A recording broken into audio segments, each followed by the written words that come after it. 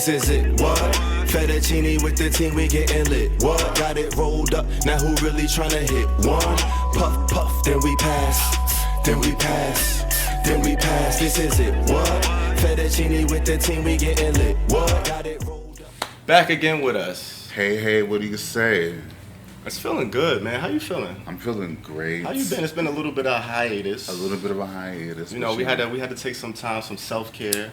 Self-care. You know, we had to get the back office right. Right. But we're back again. It's the Herbal Tea Podcast. It's your man EarthTone. And your man, the real Peasy. And we are in the lounge. We have a very, very special guest with us in the building. Mm-hmm. The one and only Matthew Michael. Ladies and gentlemen. Yeah. Owner of the Hart Bar. Yes. Where we at right now? We are in Bushwick out here. We in these streets. We in the Wick? We in the Wick. You know what I'm saying? Okay. So we have the pleasure of, coming through and we appreciate you having us here. Thanks for having me on. You know what I'm saying? For sure. We're going to go ahead and get into it. We're just going to talk a little bit about, where you come from and how you came up with the situation for the bar. How did you bring this whole vibe together? Like, it's really, really a whole it's a move. It's a comfortable, homey situation that you got here. Thank you. Absolutely. I appreciate that. Yeah, for sure. What brought you to New York if you're not from here originally, and how long have you been here? I'm from Montana originally, and I've been in New York since 2005. Okay. So upwards of 17 years. Wow. I guess it's home now. Yeah. About half my life here, but I came to New York originally. I was in the fashion industry. I was with a modeling agency here for Men's Week, doing like couture, doing runway. Went to Italy for a couple times, did some fashion shows over there. Oh wow, okay. Did some runway stuff. Kind of enjoyed all the fun aspects about that and none of the not fun parts, but once you spend enough time in New York, I felt like there was no way to go back to, the small fish bowl. You go back to Montana. Huh? Yeah. How do you put it back in the can? There's like 200 people in the town I grew up in, so It's like 3 subway cars. So it's a little different. That's different. That's definitely different. A drastic change in scenery. That's the way to put it. If it's all in 3 subway cars, you're right. Yeah. You're right. Moms, dads, grandmas, aunts, babies, just 3 cars. That's crazy. Wow. Okay. Well, how was it coming to New York? Like, were you overwhelmed? Were you shocked? Like, was it everything you thought it was going to be? I don't know if I had any expectations, and I think maybe that helped. I didn't know what to expect, but I just kind of tried to. In some ways, I feel really comfortable because I feel like you don't have to deal with anything outside of your immediate surroundings. That's kind of true in whatever situation you're in. So I think that kind of mentality helped me to kind of acclimate here. There was definitely various different learning curves and adjustments, but I just like both the anonymity that the city affords you, which is, if you mow your lawn at home, everybody and your neighbors know it, and they're like, you didn't do a good job, and you're like, this is so petty and so small. Yeah. Meanwhile, you can just disappear in a crowd at here or reinvent yourself again next week or hit some part of town and try something different. So. Right about that. You talked about, I didn't know you did modeling. Yeah, it was quite a while ago, but it got me here. It's still here. Are the pictures out there? Is there anything that's if you been do a little digging on the internet, they're out there. I just wanted to be clear about that because I didn't know, but that was what's up. You might have to start an IG. You might have to go ahead and get that popping because you know what I'm saying. Just putting it out there. You know what I'm saying? That's it's never too late. It's never ever too late. You can reinvent yourself here right now, like you just said. So, all right. So, what inspired you to actually become an entrepreneur out here? Yeah, I think I've always been into business. I never really quite realized it. I think I've had a number of different projects and startups that I've done with varying different degrees of success. I think one of the first ones was I had a food truck that was like a waffle food truck, and I would drive around Manhattan making waffle sandwiches for people all day, and everything came on a waffle sandwich, and I don't know what was going through my head at the time, but it seemed like a great idea. It was well received. My business partners were from Japan, so we were doing like Japanese fusion with waffles. It was pretty weird, but it was really good. Okay. I think chicken and waffles, we did a karage style, which was really good, probably most popular. Did that for a little bit, and then eventually realized hated cooking food and didn't want to be in a food truck all day every day. I like the concept and birthing a project, It's a lot of work. yeah, it's a lot to maintain something, especially when the honeymoon phase wears off and you're like, all right, this isn't pleasure, this is just work. Yeah. But since then, I've had a number of different projects, and I just always, since then, I got bit by the bug. If it wasn't that, it was something else. I've had a hat company, a sausage company, Wow. a couple of DIY spaces. I used to buy and resell vintage clothes. I used to fix up motorcycles and mopeds. So there's been a couple different projects, but I feel like at this point in my life, it's definitely mostly about spaces. I like creating spaces for people to come together, share and create life experiences. So I think that this is my third space. I'm working on a fourth space, and I seem to really enjoy it. Okay. It's nice to be like, all right, some people got married, some people broke up, some people kissed, some people cried, like life experiences and being part of the, how and why it happens. I enjoy that. Okay. Yeah.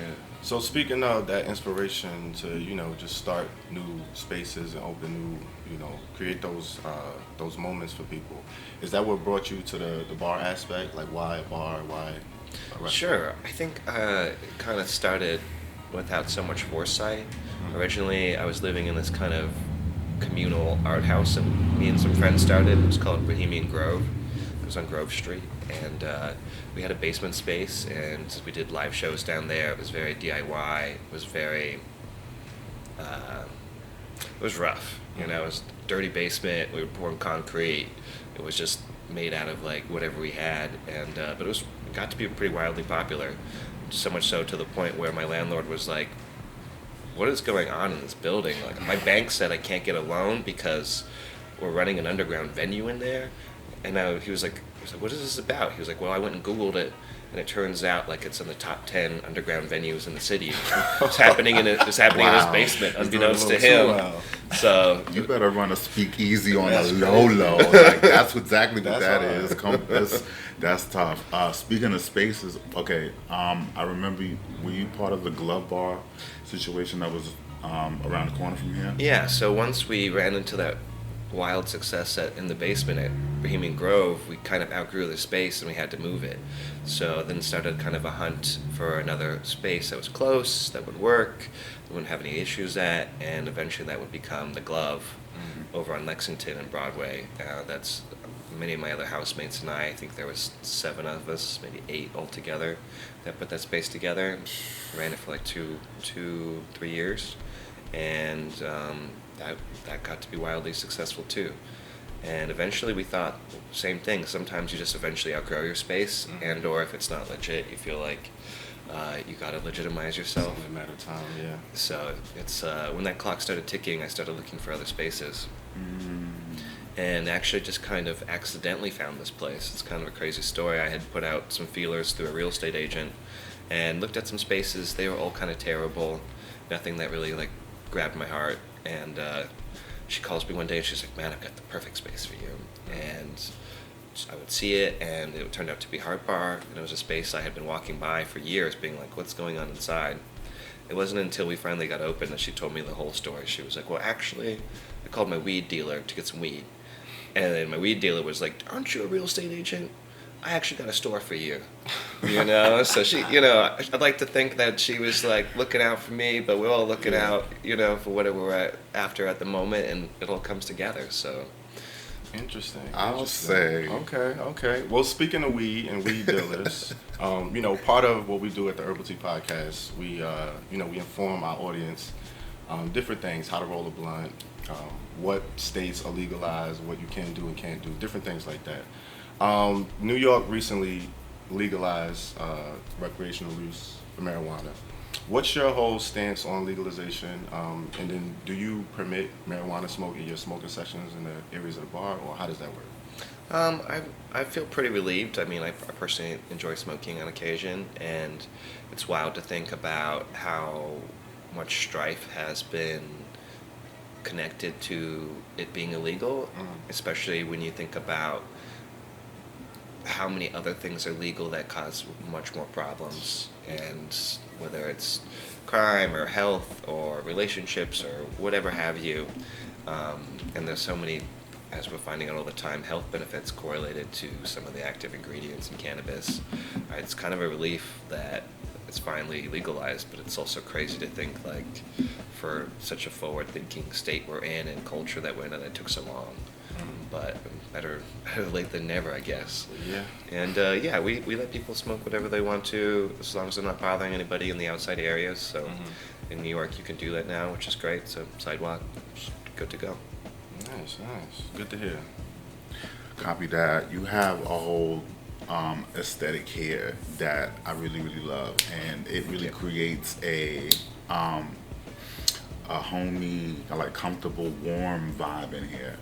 How did that, come about? What was your thought process when you started to design? What were you thinking in your head? Is this what you wanted it to look like, or how did that come about? Yeah, for sure. It was kind of a natural process, but it definitely took a lot of consideration. One of my best friends, Eric Luck, helped me build the bar and the whole place. He's also a partner here in the project. And we just kind of had some, I think, ground aesthetic ethos rules that we tried to follow. I knew I didn't want there to be any painting in the place. I wanted there to be natural materials, so glass, brick, metal, wood. And I felt like if we stuck to that formula, whatever we came up with, it would be kind of cohesive. And there's also so much character and history that those elements have, especially being in Brooklyn. For example, that wall over there is, I think it's an old floor from a brownstone. So they had ripped it up, and they were putting down some gross tile and throwing it in the trash.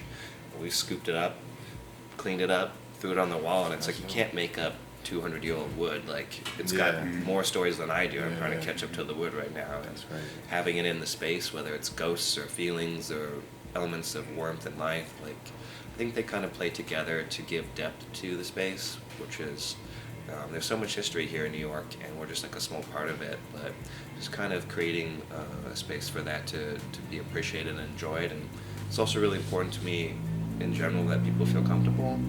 I think the hardest thing that we'll put up against is the distance between feeling comfortable and not comfortable.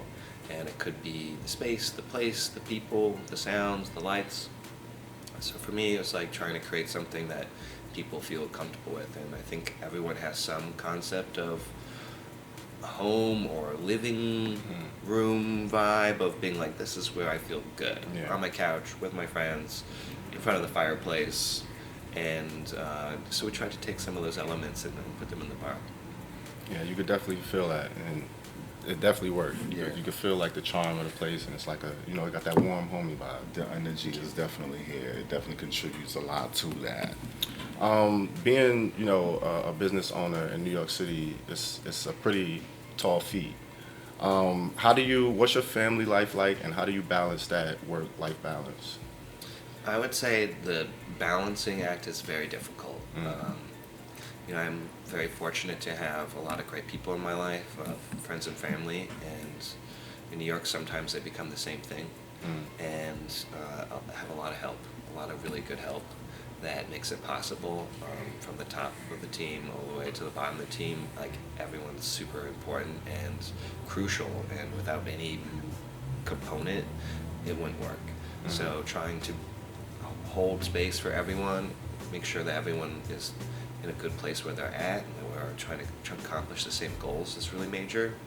I'm also lucky enough that my girlfriend is very patient, and she likes what I'm doing and been doing, and is very supportive of it. But honestly, if I was, a dad of 3, I think this would be impossible. So this bar is my first baby, and if there's another baby, it'll probably be another bar. It's very consuming, but very rewarding as well.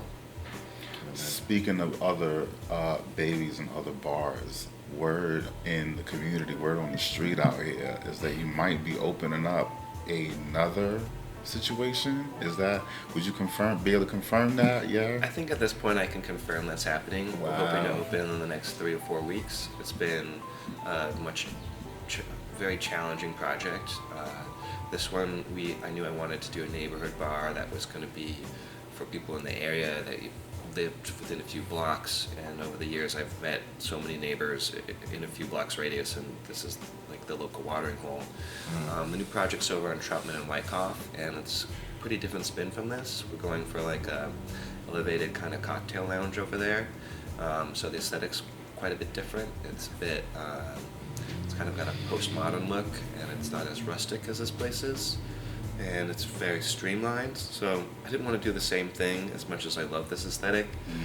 I mean, it's always easy to do the same thing again, but I felt like let's mix it up. Let's create a space that there might not be already several of, and see if there's a group of people who really connect to that. So that's the goal. We'll be doing a lot of dancing over there. The name of the bar would be called Lovejoys. Lovejoys. Nice. See? Okay. Yeah. I like that. What do you, you kind of hinted towards it, but what do you feel Hart Bars, in particular, their impact has been on the community? You mentioned, about the neighbors and it being a local watering hole. Bars like this depend a lot on the communities, that they're in. So how do you feel that relationship is with the community?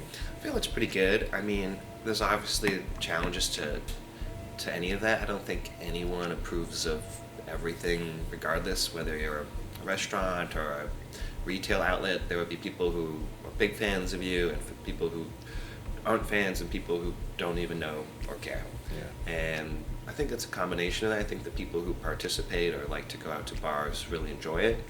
I'm sure there's a few people who are not great fans, and then there's some people who we just kind of have struck a balance, Like I know quite a few people from the block, and that's been awesome just to be one-on-one with them about like how we feel about things, how to work through things, and just try to communicate that.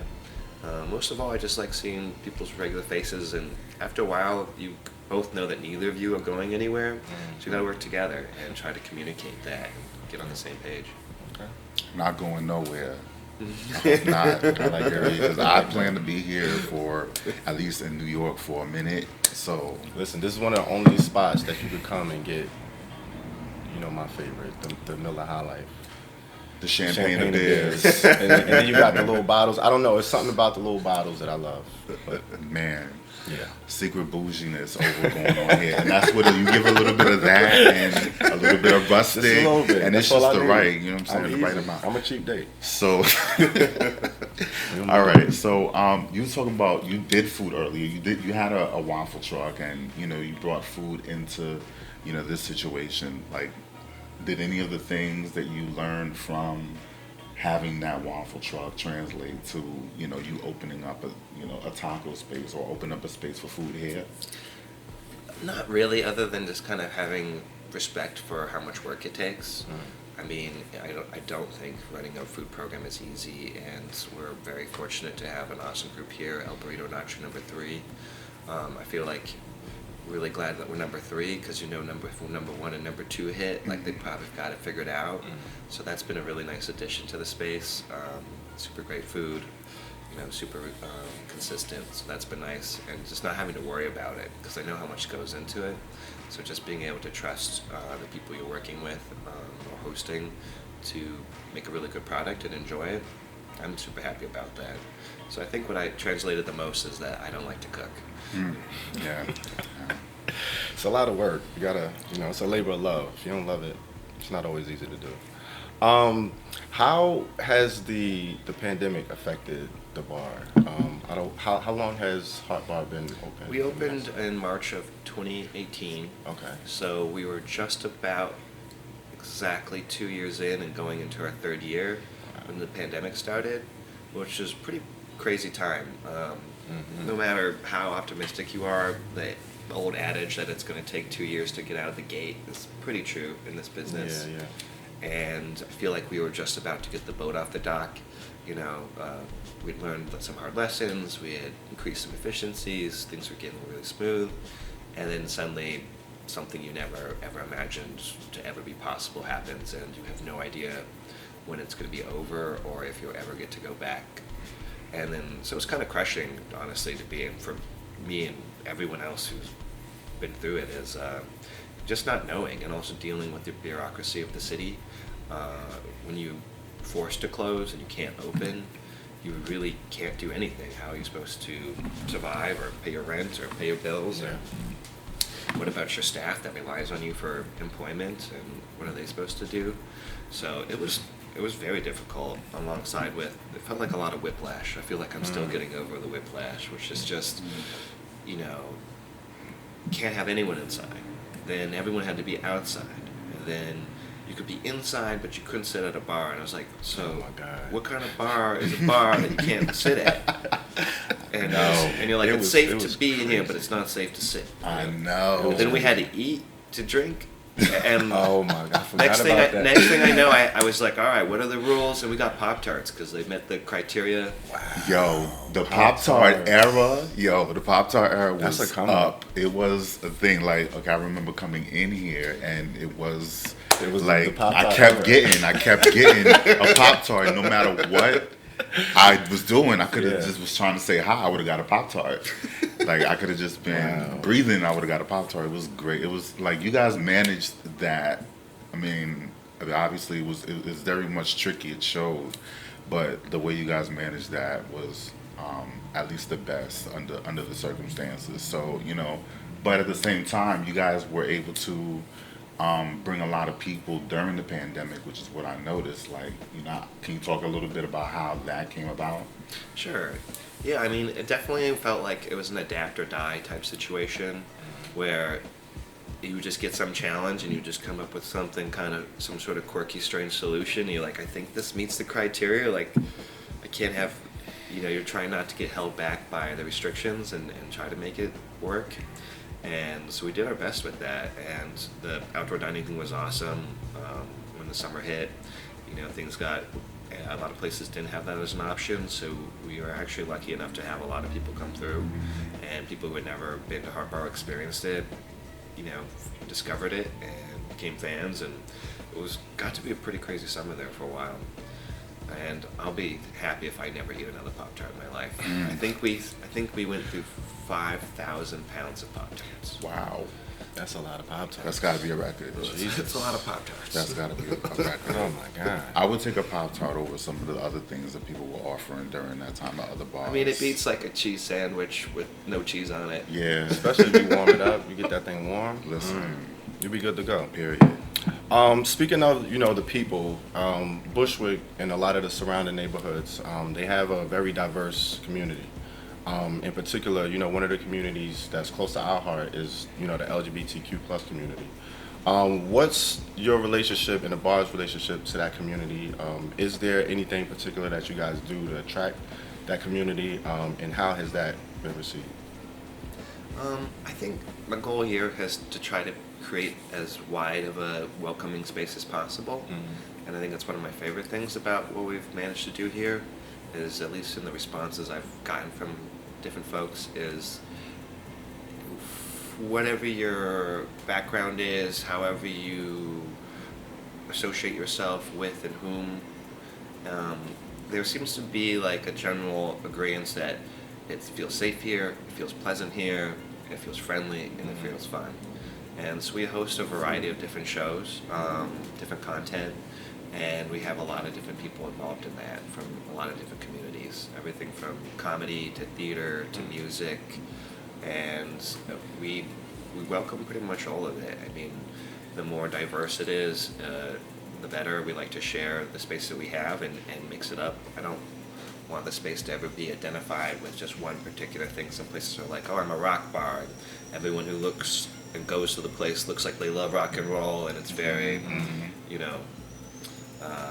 But here, sometimes you're just like, I don't know what to put my finger on. There's a little bit of everything going on. Yeah. Okay. I like that. Yeah. Okay. So, do you have any longer term plans for the bar as far as like where do you see it going in the next 5 to 10 years? It's hard to think that far ahead for me personally, just having been like, well, it depends on if it's saying, anything it's like probably- the last two. It's or probably four, it's just probably saying that not to a fair somebody. question anyway, but you know. I mean, I much like saying to that. think that the bar will still be here. Yeah. I like to think that it'll have become more successful and stabilized more so. And I hope to be having accomplished some other projects and still having this going well, if not better. and still people enjoying it and being a part of this area in the neighborhood. Have you ever stepped behind the bar yourself?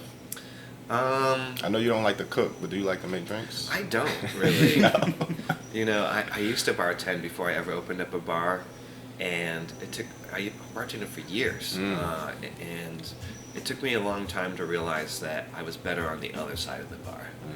You know, like I think that happened something like this where I was telling someone, I was like, yeah, I get kind of cranky when I'm making, drinks for people, and they're giving me all this attitude. I'm supposed to just like let it be and make them feel great about it, you know.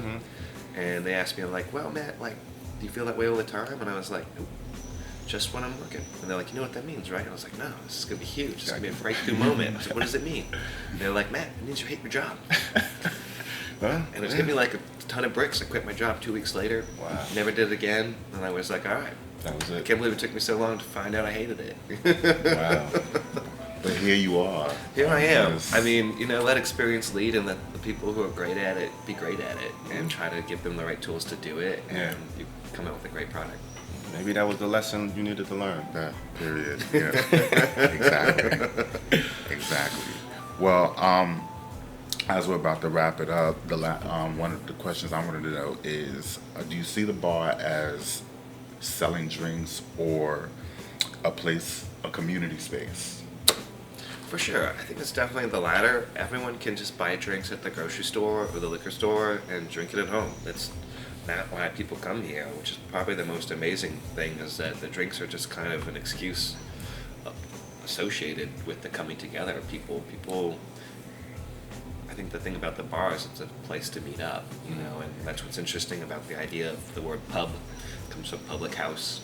That's this idea where people historically for many years have come together to share news or information, or to speak their minds or ideas, or make future plans. And I still feel like it serves that purpose. And I think a lot of that happens. We're so caught up in our daily lives with what we have to do, pay the bills, go to work, get the check, take care of our obligations.